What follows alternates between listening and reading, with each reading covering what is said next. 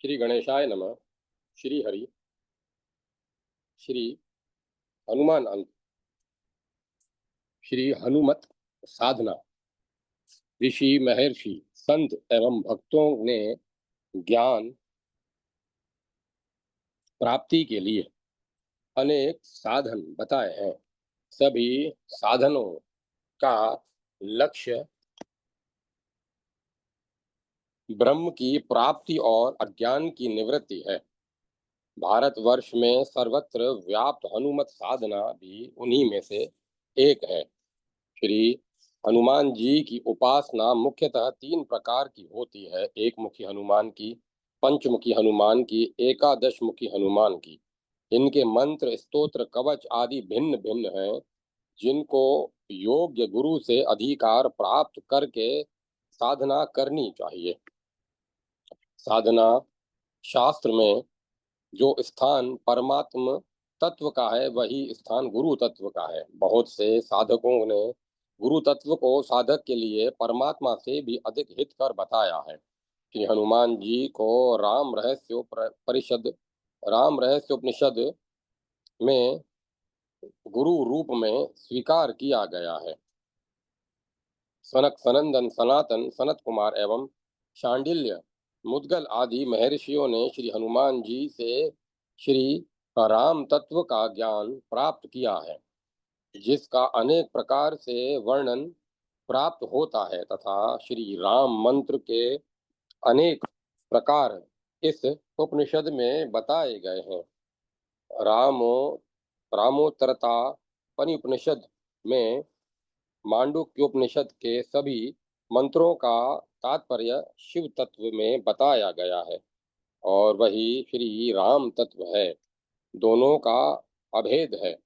इस उपनिषद में श्री राम तत्व की साधना अद्वैत सिद्धांत के अनुसार मानी गई है। जिस प्रकार अद्वैत वेदांत में अहम ब्रह्मास्मि महावाक्य का अर्थ किया गया है, उसी प्रकार इस उपनिषद में रामोहम महावाक्य का अर्थ किया गया है, जो इस प्रकार है। वर्तमान सदा राम स्मृति इत्यादि वर्तमान समय में प्रचलित श्री रामानुज के विशिष्ट अद्वैत संप्रदाय और श्री रामानंदनीय संप्रदाय में श्री राम को परमात्म रूप में मान्य किया गया है। उपर्युक्त मत में भेद सहित अद्वैत है और जीव परमात्मा का अंश स्वरूप माना गया है। श्री हनुमान जी के अवतार स्वरूप माधवाचार्य ने द्वैतवाद का प्रतिपादन किया है। कबीर, दादू, नानक आदि संतों ने भी श्री राम नाम के द्वारा निराकार निर्गुण अद्वैत उपासना की है, जिसका समन्वय भी उक्त प्रकार से ही है। इस प्रकार यह नाम साधना की व्यापकता है, और इसके उपदेष्टा गुरु तत्व के रूप में श्री हनुमान जी ही हैं। इसीलिए अद्वैत ब्रह्मा का बोधक ही हनुमत साधना है। श्री हनुमान जी की साधना से लौकिक सिद्धियां भी प्राप्त होती हैं। जिस साधना का जगत के उपकार के लिए महात्मा लोग उपयोग करते हैं, कहा भी गया है, अष्ट सिद्धि नौ निधि के दाता, असबर दीन जान की माता। इसी का अनुसरण करके महात्मा तुलसीदास ने रामचरितमानस की रचना की। समर्थ गुरु श्री रामदास जी ने भी महाराज श्री शिवाजी को हनुमत शक्ति प्रदान कर हिंदू धर्म की रक्षा की थी। वैष्णव धर्म में जो चतुर्व्यूह तत्व माना गया है, उसी के रूपांतर राम, लक्ष्मण, भरत, शत्रुघ्न हैं। ऐसे श्री हनुमत स्वरूप का इनके साथ जो अभिन्न योग है, इसका विस्तार से निरूपण महर्षि वाल्मीकि ने अपनी रामायण में किया है। यहाँ संक्षिप्त रूप में श्री हनुमत साधना का स्वरूप लिखा गया है, पर ब्रह्म स्वरूप श्री राम तत्व का बोध श्री हनुमान जी द्वारा ही होता है। इसीलिए श्री राम भक्तों को भी श्री हनुमत साधना करना अत्यंत आवश्यक है। जय माता सरस्वती। जय मां सरस्वती। वेदों में श्री हनुमान लगभग 500 वर्ष पूर्व महाविद्वान श्री नीलकंठ सूरी ने वेदों के कुछ मंत्रों का संकलन मंत्र रामायण के रूप में करके उन पर बहुत सुंदर भाष्य किया है। उस मंत्र रामायण में दो स्थलों पर संक्षिप्त रूप से हनुमत चरित्र का वर्णन है। एक तो लंका का चरित्र जिसका विस्तृत वर्णन वेदोप वेदोपब्रह्मण रूप वाल्मीकि रामायण के सुंदर कांड में है, और दूसरा अयोध्या में देवताओं एवं ऋषियों मुनियों के समक्ष श्री राम जी ने हनुमान जी की प्रशंसा की है। इसी उसी वेद वर्णित श्री हनुमान चरित्र का संक्षिप्त किंतु सरल हिंदी अनुवाद यहाँ दिया जाता है। मूल देवास आयन परशूर बिभ्रन वना वर्षंतो अभि विडभिरायन नी सुद्रुमम दददो वषणासु यत्रा करपीट मनु दत्त हिंती। संदर्भ श्री सीता जी का संदेश श्री राम जी के लिए लेकर हनुमान जी रावण के परम प्रिय अशोक वन को उजाड़ने लगे और रखवालों के रोकने पर उन्हें मार पीट कर इतना व्याकुल कर दिया कि जो बचे उनकी बुद्धि ही भ्रष्ट हो गई, जिससे उन्होंने समझा कि देवता लोग आकर उपद्रव कर रहे हैं। अतः बचे हुए घायल रक्षकगण जाकर रावण से कहने लगे, अन्व्यार्थ देवासह बहुत से देवता आयन अशोक वन में आ गए और वे परशुन अभ्रिभन हम लोगों के परशु आदि को छीन कर धारण कर लिए हैं तथा विडभ्य वना वर्षंतः हम लोगों के संतानादि परिवार सहित अशोक वन को एकदम उजाड़ते हुए अभी आयन इधर उधर चारों ओर खूब दौड़ते हैं।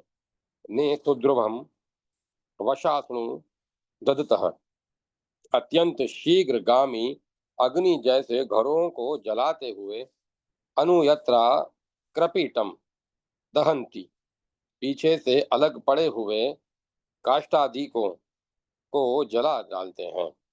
तद अनुदहंती इसी तरह सब देवगण एक एक पेड़ कुछ आदि को नष्ट करते हैं, तब आसपास के वृक्ष भी नष्ट हो जाते हैं। ऐसा सुनकर रावण विचारने लगा। मूल शशः शुरम इत्यादि अन्व्यार्थ शशः प्रत्यंचम शुरम तुच्छ पशु शशक जैसे तीक्ष्ण धार वाली असी को जगार निगलने की चेष्टा करने करके अपना ही अंत करता है। अतः जैसे कोई अरात लोगेन अद्रिम व्यभेदम दूर से मिट्टी का ढेला मारकर पर्वत को चूर्ण करना चाहता हो, वही दशा मेरी है। इससे ज्ञात होता है कि अपने मरण के लिए ही रावण ने सीता जी का हरण किया था। जैसे तुरंत का जन्मा बछड़ा कुछ दिनों में ही बढ़कर बहुत बड़ा परिश्रमी बैल बन जाता है, वैसे ही अत्यंत महान और निश्चिंत चैतन्य तत्व आत्मा का परित्याग करके तुच्छ शारीरिक सुख के लिए ही मैं लोगों को पीड़ा देता हूँ। पीड़ा देते देते मेरा पाप बहुत बढ़ गया है। मूल सुपर्ण इत्यादि संदर्भ यद्यपि रावण को ऐसा उपर्युक्त ज्ञानोदय हुआ था, तथापि तम प्रधान होने के कारण क्षण भर में ही उसका वह ज्ञान तिरोहित लुप्त हो गया। इससे आकाश में पक्षी के समान विचरने वाले मायावी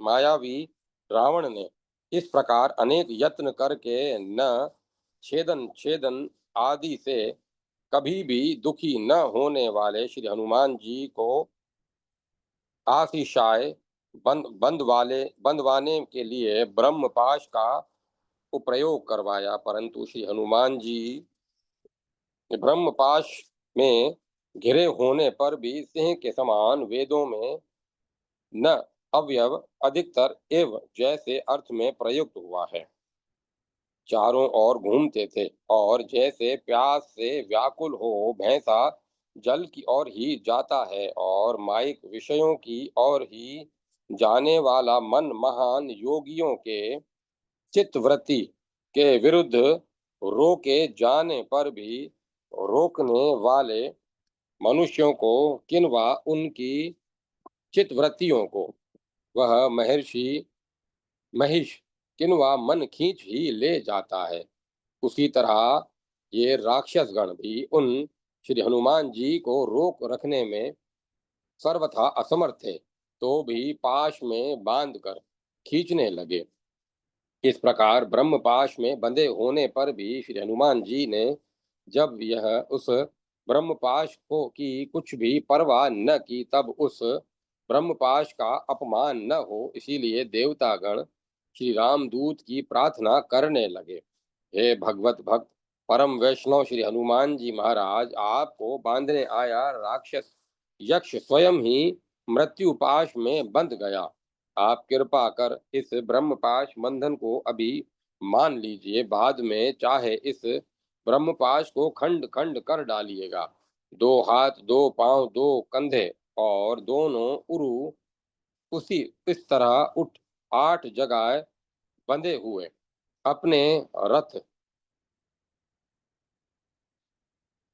शरीर को इस लंकापुरी में ले जाइए जिससे देवतागण अपना अभिष्ट प्राप्त करें अर्थात आपके लंका में जाने से देवताओं को सुख होगा देवताओं की प्रार्थना को हम श्री हनुमान जी ने स्वीकार कर लिया इस प्रकार वे बंद कर लंका में गए और जब रावण ने उनकी पूंछ में आग लगवा दी तब इस बात को अशोक वाटिका रक्षिका राक्षसियों ने सुन और देखकर श्री सीता जी अग्नि देव से प्रार्थना करने लगी राक्षसों को मारने वाले एवं परम वेग वाले श्री राम दूत को इस दशा में देखकर मैं शोक के से आंसू बहाती हूँ अतः उन अग्नि देव से जो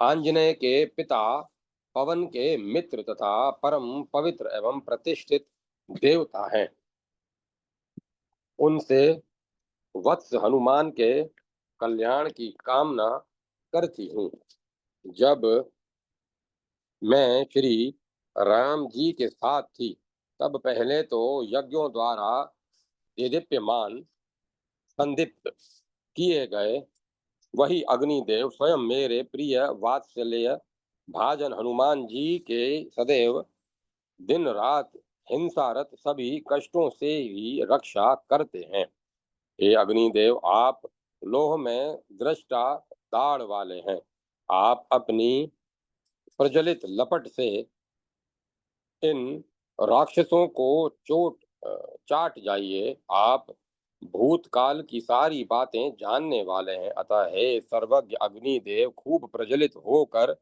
अपनी महान प्रज्वलित जीवा से देवताओं के मूर अर्थात अग्रज असुरों को जब सब ओर से चाट जाइए सर्वथा जला दीजिए मांसाहारी राक्षसों को एकत्र करके अपने मुख में छिपा लीजिए चबा डालिए हे अत्यंत तेज बाण चलाने वाले सर्वज्ञ अग्निदेव इस समय वे राक्षस गण जहाँ कहीं भी हों चाहे वे बैठे हों अथवा जल निद्रा में डूबे या आनंद में हों अथवा आकाश में विचरते हुए हों अथवा मार्ग में जाते हुए हों उन सब राक्षसों को और उस राक्षस के घर की संपूर्ण वस्तुओं को और संपूर्ण राक्षसों को बाणों को तेज करते हुए उन्हीं बाणों से उन्हें बींध डालिए हे परम तेजस्विनी अग्निदेव आपको व्यापक बतलाया गया है आप शत्रु नगर के चारों ओर अपना तेज स्थापित कीजिए अर्थात सारा नगर घेर कर स्थित हो जाइए जिससे कोई बाहर न जा सके, जो अन्यों को त्रसित करता है परंतु स्वयं अदर्शित रहता है, ऐसे अग्नि नित्य प्रति विनाशील माया करने वाले राक्षसों का नाश करने वाले आपकी मैं प्रार्थना करती हूँ। आप इन श्री राम दूत हनुमान जी की रक्षा कीजिए। श्री सीताकृत अग्नि प्रार्थनात्मक इन वैदिक मंत्रों का भावानुवाद वेदों ब्रह्मणभूत श्री वाल्मीकि रामायण में देखना चाहिए। श्री सीता जी का पता लगाकर श्री हनुमान जी वानरों सहित जब श्री राम जी के पास वापस पहुंचते हैं, तब रोष रहित परम शांत स्वरूप श्री राम जी हरि हनुमान जी के ऊपर प्रेम युक्त हाथ फेरने लगे। जैसे गाय से उत्पन्न पक्ष गव्य युक्त कलश में सोमवली का रस अच्छी तरह मिलाया जाता है, उसी तरह आंजनेय ने श्री राम जी के प्रेम पूरित हृदय कलश को श्री सीता जी की प्रेम संदेश वाणी से पूर्ण कर दिया और कहने लगे कि जिनकी मति सदैव बड़ी रहती है, उन श्री राम जी को जब बहुत बड़ी एवं श्रेष्ठ शब्दों के में बहुत श्रेष्ठ शब्दों में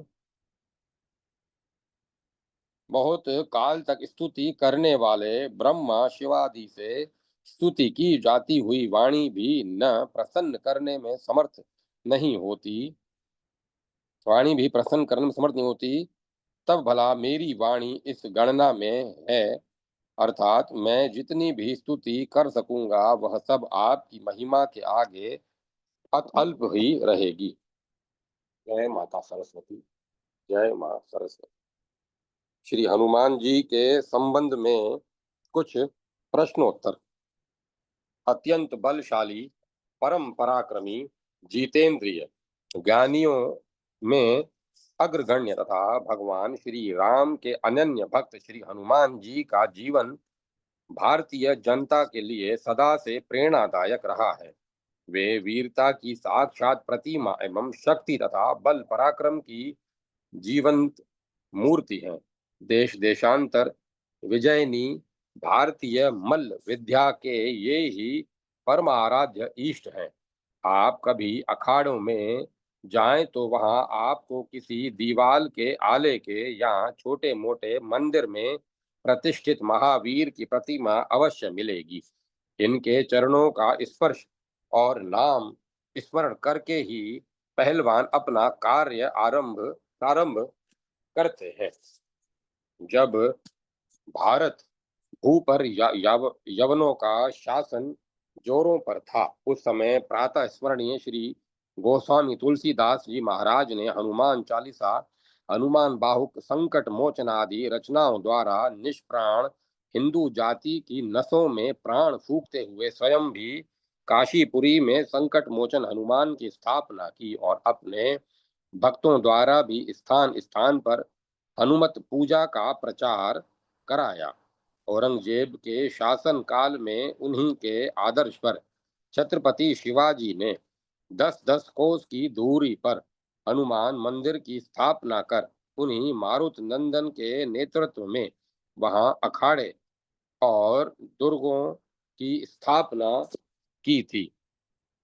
वे ही अखाड़े आगे चलकर हिंदू धर्म संरक्षण के गढ़ बने और इन्हीं की सहायता से भारत से यवन साम्राज्य का मूलोच्छेद किया जा सका। आज भी आप दक्षिण में जाइए तो ग्राम ग्राम में आपको ग्राम रक्षक के रूप में श्री हनुमान जी की मूर्ति स्थापित हुई मिलेगी, जिन्हें ग्राम मारुति कहा जाता है। आज भी वहां हनुमत पूजा का बड़ा प्रचार है। वीरता में हनुमान जी की कोई तुलना नहीं। यही कारण है कि भारत सरकार भी सर्वोत्कृष्ट वीरता पूर्ण कार्य के लिए महावीर चक्र नामक स्वर्ण पदक की पदक ही प्रदान करती है। महाभारत इतिहास के सर्वोत्कृष्ट योद्धा अर्जुन ने अतुल पराक्रम के कारण ही इन्हें अपने रथ की ध्वजा पर स्थान दिया था। हनुमान जी केवल धीर वीर ही नहीं हैं, अपितु भगवान श्री राम के चरणों को स्पर्श करता हुआ उनका दिव्य रूप, उनकी उत्कट स्वामी भक्ति, अनन्य निष्ठा और प्रशंसनीय विनय का जीता जागता चित्र है। उन जैसी अनन्य भक्ति संसार में विरले जनों को ही प्राप्त होती है। यदि मनुष्य पूर्ण श्रद्धा और विश्वास पूर्वक इनका आश्रय ग्रहण कर ले तो फिर तुलसीदास जी की भांति उसे श्री राम दर्शन होने में देर नहीं। गोस्वामी तुलसीदास जी ने जो यह पढ़े हनुमान चालीसा होए सिद्धि साखी गोरी सा जैसी प्रबल उक्ति अपने अनुभव के आधार पर ही कही है, केवल तुक मिलाने मात्र के लिए नहीं। नर यहाँ वानर, हम इन दोनों ही पक्षों से पूछना चाहते हैं कि आखिर हनुमान जी के अस्तित्व में आपके पास क्या प्रमाण है। कहना न होगा कि दोनों का यही उत्तर हो सकता है रामायण, किंतु जब रामायण के आधार पर ही आप हनुमान जी का होना सिद्ध मानते हैं, तब आप दोनों ही अर्ध कुकुटी की अर्ध कुकुटी न्याय से रामायण की आधी बात को क्या क्यों मानते हैं और आधी को क्यों छोड़ते हैं। पशु प्राय मानने वाले पक्ष को श्री वाल्मीकि रामायण के उन प्रमाणों को भी तो समझने का प्रयत्न करना चाहिए जिनसे हनुमान जी का व्याकरण, वेतृत्व, शुद्ध भाषण, कला कुशलत्व, बुद्धिमता, वरिष्ठत्व एवं ज्ञानी नाम ग्रग गण्यव गणत्व सिद्ध होता है। जैसे जब भगवान श्री राम को सर्वप्रथम हनुमान जी मिले तो उनकी बातचीत से प्रभावित होकर भगवान ने एकांत में लक्ष्मण से कहा, हे लक्ष्मण, मालूम पड़ता है कि इस व्यक्ति हनुमान ने समस्त व्याकरण शास्त्र का पूर्ण रूप से स्वाध्याय किया है। तभी तो इस लंबी चौड़ी बातचीत के दौरान में इसने एक भी अपशब्द नहीं कहा। वह रामायण क्या रामायण के इस सुस्पष्ट वर्णन की विद्वानता में रामायण में आस्था रखने वाला कोई हनुमत भक्त इन्हें किकी किकी करके मकानों की ईंट उखाड़ने वाले और कपड़ा लत्ता उठाकर भागने वाले पशु प्राय लाल मुंहे बंदरों का किन्वा कल मुंहे लंगूरों का सजातीय मानने को उदत हो सकता है। फिर आप रामायण के लेख के सर्वथा विपरीत उन्हें पशु मानने का दुराग्रह क्यों करते हैं। किसी प्रकार कथित बुद्धिवादी पक्ष से भी प्रष्टव्य है कि यदि आप रामायण को कोरा कल्पित उपन्यास ही मानते हैं तो फिर हनुमान जी को रामायण के लेख के विरुद्ध कुछ का कुछ बना डालने में अपना बुद्धि वैभव क्यों खर्च करते हैं। कल्पित उपन्यास को बुद्धिग्राह बनाने से क्या लाभ होगा, इसे लकीर के फकीर आस्तिकों के लिए ज्यों का त्यों ही रहने दीजिए। और यदि हनुमान जी के अस्तित्व को एक ऐतिहासिक तथ्य स्वीकार करते हैं तो फिर उनके के होने में जो रामायण प्रमाण है वही रामायण उनके स्वरूप और चरित्र के चित्रण में भी एकमात्र साक्षी है। ऐसी दशा में आप मिथ्या कल्पना क्यों करते हैं। वाल्मीकि जी ने जहां उन्हें विशिष्ट पंडित, राजनीति धुरंधर और वीर शिरोमणि सिद्ध किया है, वहां उनको लोमश और पुच्छधारी भी शतशः प्रमाणों में व्यक्त किया है। इसीलिए ईमानदारी का तकाजा है कि उक्त दोनों वर्णनों का समन्वय करके हनुमान जी का स्वरूप स्थिर कीजिए, यही न्याय होगा। गौरव, हनुमज हनुमज जयंती के दिन श्री हनुमान जी के पूजन, नाम संकीर्तन आदि के अतिरिक्त शारीरिक शक्ति प्रदर्शन के खेलों का आयोजन होना चाहिए।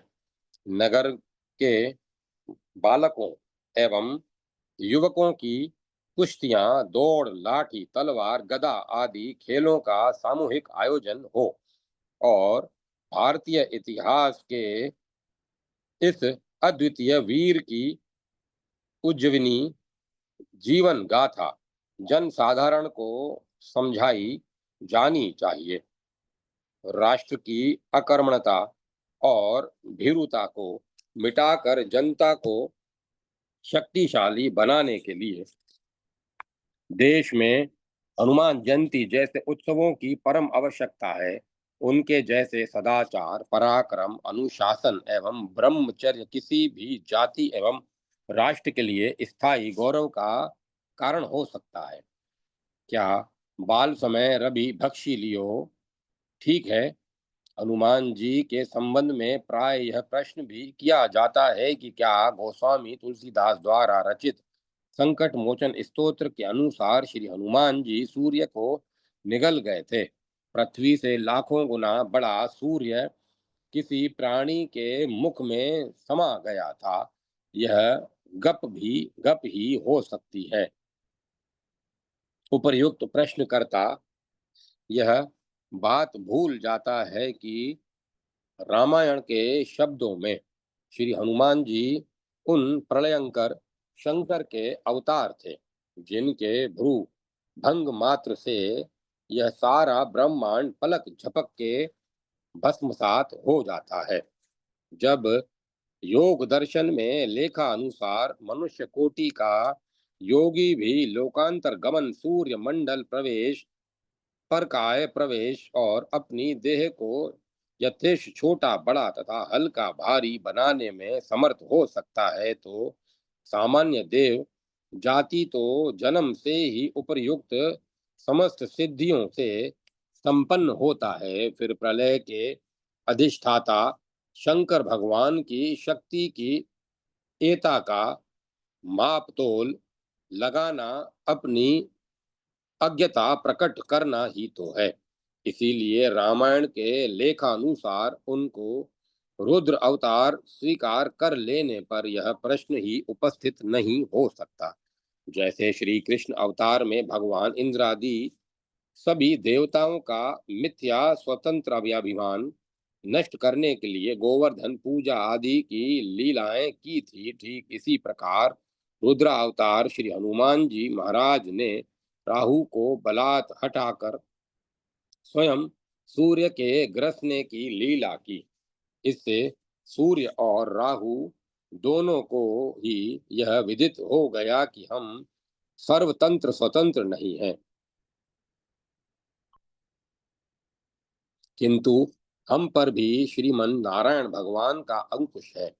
वही एकमात्र क्रतुम अक्रतुम अन्यथा क्रतुम समर्थ प्रभु है। इन अन्य सब उनके दास हैं। इसी कांड के समय इंद्र का वज्र प्रहार और श्री हनुमान जी के हनु का विकृत होना, पाश्चात वायु के प्रकोप से समस्त देवगण के प्राणों का निरोध हो जाने पर सभी का नतमस्तक होना आदि रामायण में वर्णित है। इसी तरह इस एक ही लीला में रुद्र अवतार श्री हनुमान जी का सर्वदेवातिशातिव व्यक्त हो जाता है। जय माता सरस्वती। जय मां सरस्वती। पुराणों में श्री मारुति पवन नंदन हनुमान जी का चरित्र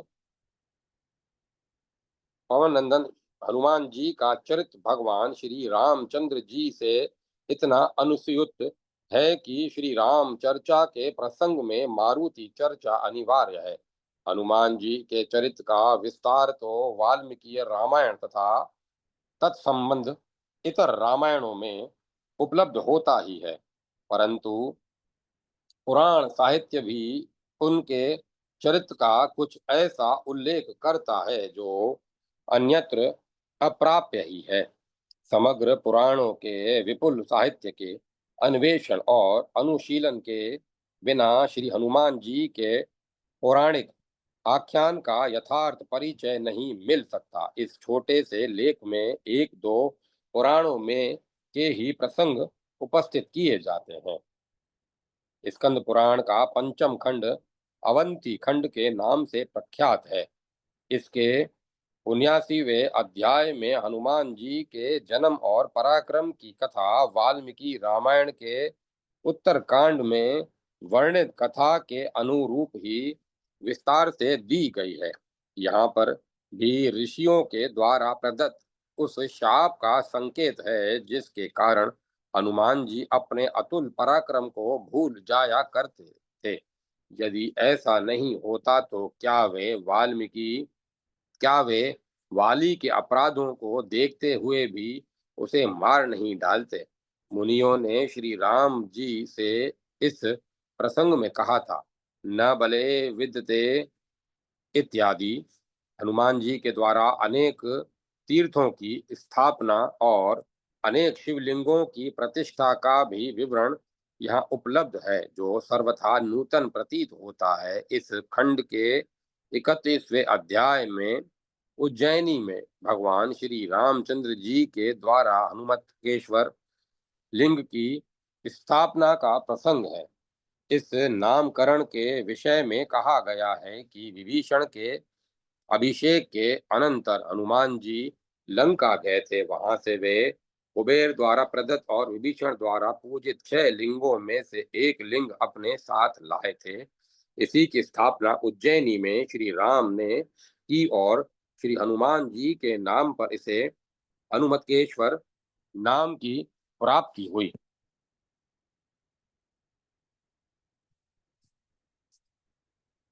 हनुमान जी ने स्वयं अपने हाथों ब्रह्म हत्या के परिमार्जनार्थ नर्मदा के तट पर हनुमंतेश्वर लिंग की स्थापना की थी। इतना ही नहीं, उन्होंने नर्मदा के ही तीर पर कपि तीर्थ नामक तीर्थ की भी प्रतिष्ठा की थी, जहां हम श्री राम और लक्ष्मण को अयोध्या से लौटकर दो शिवलिंगों की स्थापना करते हुए पाते हैं। स्कंद पुराण का तृतीय खंड ब्रह्म खंड के नाम से विश्रुत विश्रुत है। यहाँ रामेश्वर लिंग की स्थापना के प्रसंग में हनुमान जी के विपुल पराक्रम की अपूर्व अपरिचित हमें प्राप्त होती है। कहा गया है कि ब्रह्म हत्या के मार्जन के लिए श्री राम ने जब रामेश्वर की प्रतिष्ठा का विचार किया, तब उन्होंने हनुमान जी को कैलाश से शिवलिंग लाने के लिए भेजा। जब इधर आने में विलंब हुआ तो इधर उपयुक्त मुहूर्त आ पहुंचा। तब अगत्या श्री रामचंद्र जी ने सीता जी के द्वारा निर्मित सेकत लिंग की स्थापना कर दी। कैलाश से शिव जी द्वारा प्रदत्त लिंग के लाने पर हनुमान जी यहाँ की घटना से नितांत दुखित हुए और शिव जी की गौरव रक्षा के लिए उन्होंने इस कैलाशीय लिंग की प्रतिष्ठा को ही उपयुक्त समझा। भगवान शंकर ने इस अनुमान से दुखित होकर वे सकेत लिंग के उखाड़ने में लग गए, परंतु वह टस से मस नहीं हुआ। उल्टे हनुमान जी गिर पड़े और मूर्छित हो गए। उन्हीं के महानीय महनीय गुणों के कीर्तन से उनकी निद्रा भंग हुई। तब भगवान श्री रामचंद्र जी के आदेश से उन्होंने रामनाथ रामेश्वर के उत्तर में उस विशिष्ट लिंग की स्थापना की, जो उन्हीं के नाम से हनुमत लिंग कहा जाता है। इसी संदर्भ में श्री रामचंद्र जी ने हनुमान जी को विमल ज्ञान का उपदेश दिया, जिसमें मानव जीवन की असारता का बड़ा प्रभावशाली आकर्षण तथा आवर्जक स्वरूप निर्दिष्ट किया गया है। वह वर्णन वाल्मीकि रामायण के अयोध्या कांड सर्ग 105 के श्री राम द्वारा भरत के ज्ञानोपदेश से अर्थतः ही नहीं, प्रतियुक्त शब्दतः भी साम्य रखता है। इस महनीय प्रसंग के दो तीन श्लोकों को दृष्टांत रूप के में देना पर्याप्त होगा। इनमें बड़े ओजस्वी तथा भावपूर्ण शब्दों के में प्रभावी उदाहरणों द्वारा जीवन की निस्सारता चित्रित की गई है। अतः नीति रजनी इत्यादि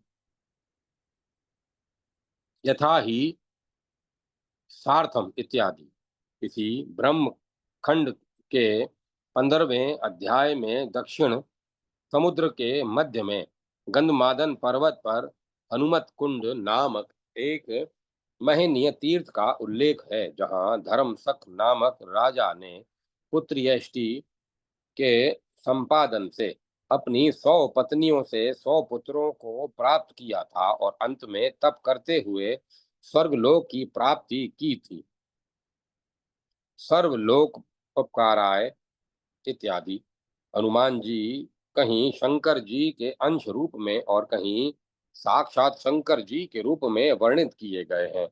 इसके प्रमाण स्वरूप शिव पुराण की शतरुद्र संहिता के 20वें अध्याय का अनुशीलन करना चाहिए, जहाँ हनुमान जी की जन्म कथा का विशिष्ट उल्लेख है। श्री राम कार्य की सिद्धि के लिए शिव जी ने स्वयं हनुमान का रूप धारण किया था। दानवों को मोह में डालने के लिए विष्णु ने जब मोहिनी रूप धारण किया, तब उस रूप में आलोक सामान्य सौंदर्य पर शिव जी विशुद्ध हो गए। इस अंतर शोभ से स्खलित शिव वीर्य को सप्त ऋषियों ने कानों के मार्ग से गौतम की पुत्री अंजना के गर्भ में संक्रांत कर दिया तथा इस गर्भ से हनुमान जी का जन्म हुआ। इस प्रकार हनुमान जी शिव जी के वीर्योत्पन्न पुत्र हैं। हनुमान जी के शंकर सुवन होने की प्रसिद्धि केवल भारतवर्ष तक ही सीमित नहीं, प्रत्युक्त वह बृहत्तर भारत के मलय एशिया देश में भी फैली है। इसका वर्णन इसका पूर्ण विवरण वहाँ के प्रचलित रामायण में उपलब्ध होता है। सूर्य को फल मानकर खाना, सूर्य से सब विद्याएं सीखना और सूर्य के आदेश पर सुग्रीव की सेवा में उपस्थित होना, ये समग्र घटनाएं शतरुद्रीय संहिता के 20वें अध्याय में विस्तार से वर्णित है। ब्रह्मद पुराण ब्रह्मधर्म ब्रह्मधर्म पुराण में वर्णित रामायण कथा देवी तंत्र के द्वारा पूर्णतया प्रभावित हुआ है। इसके 18वें अध्याय में वर्णन मिलता है कि शिव पार्वती रावण की रक्षा के लिए लंका में निवास करते थे। उनके पास देवगण रावण के अत्याचार की कथा सुनाने के लिए गए। तब सीता के अपमान से क्षुब्ध होकर पार्वती ने लंका छोड़ने की बात कही।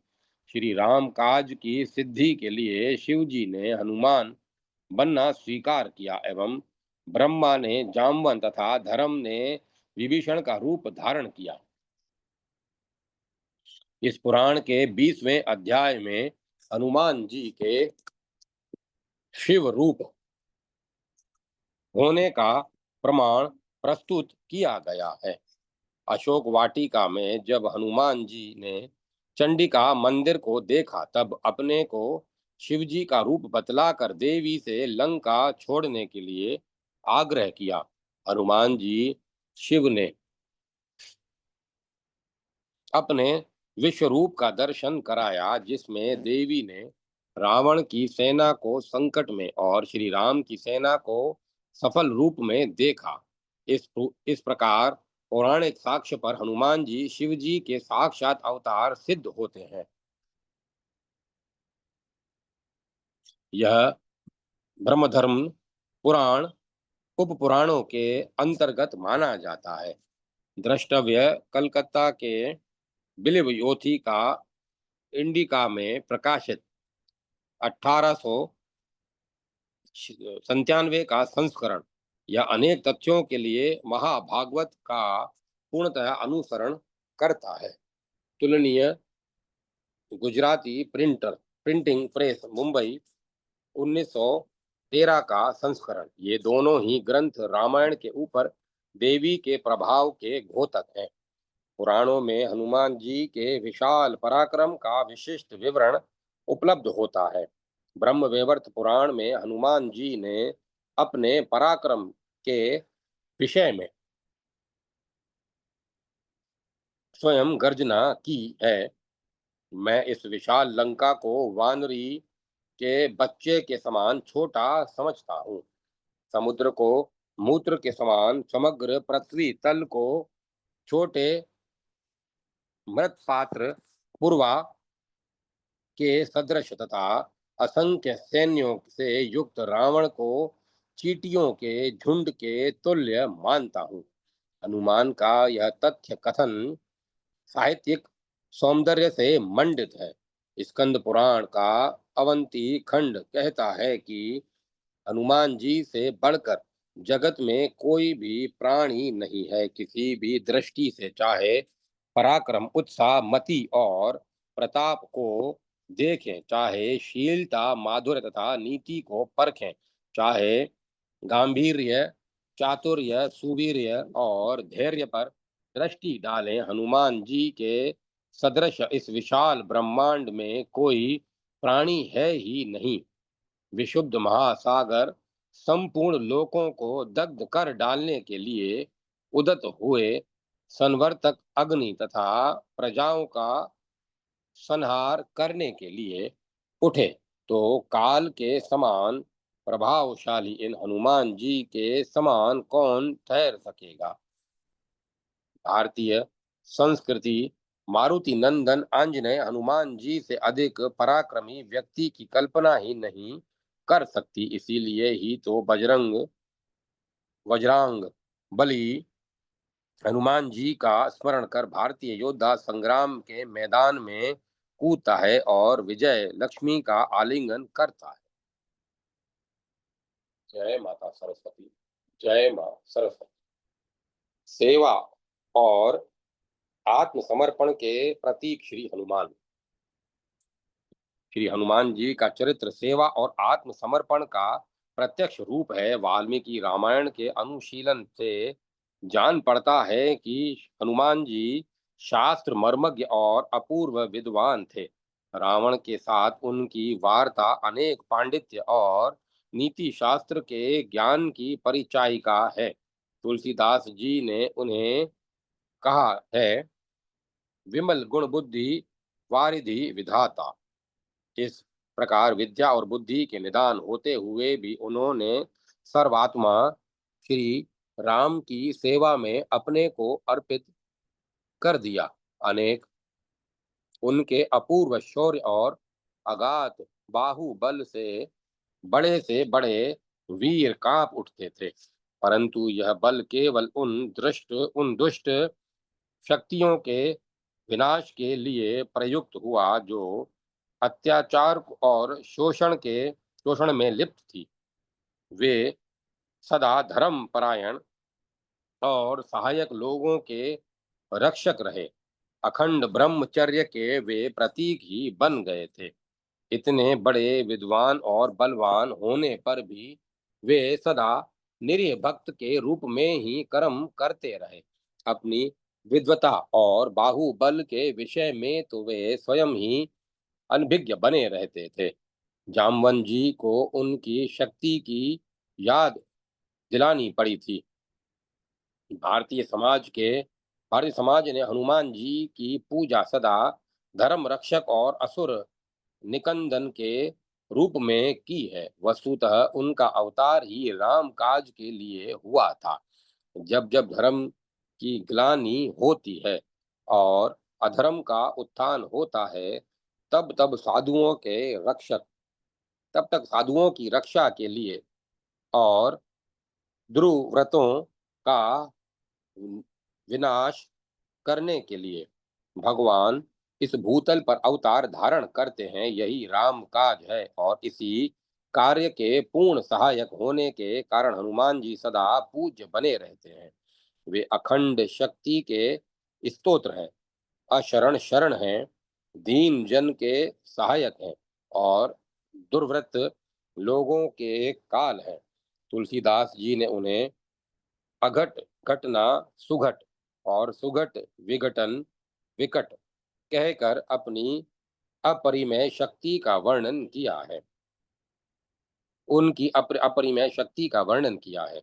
उनका जीवन समर्पित भक्त का जीवन था। ऐसा कहीं दिखता नहीं कि उनका भी कोई व्यक्तिगत सुख दुख था।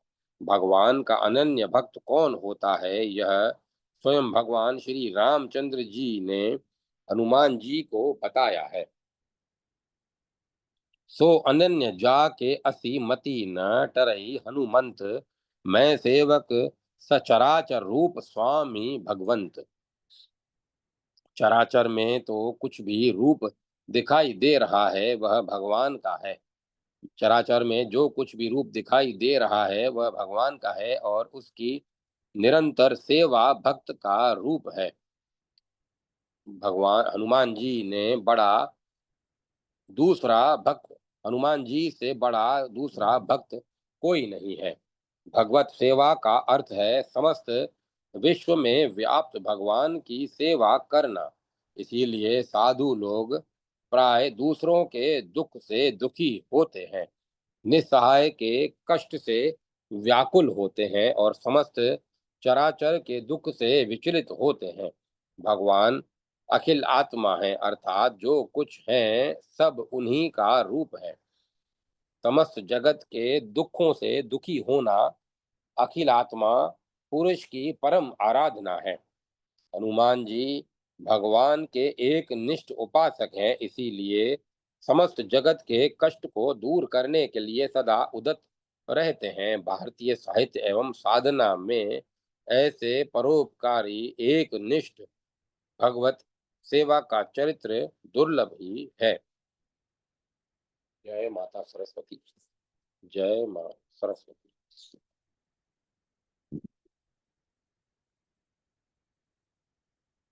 ओम नमो भगवते वासुदेवाय। ओम नमः शिवाय। ओम नमो नारायण।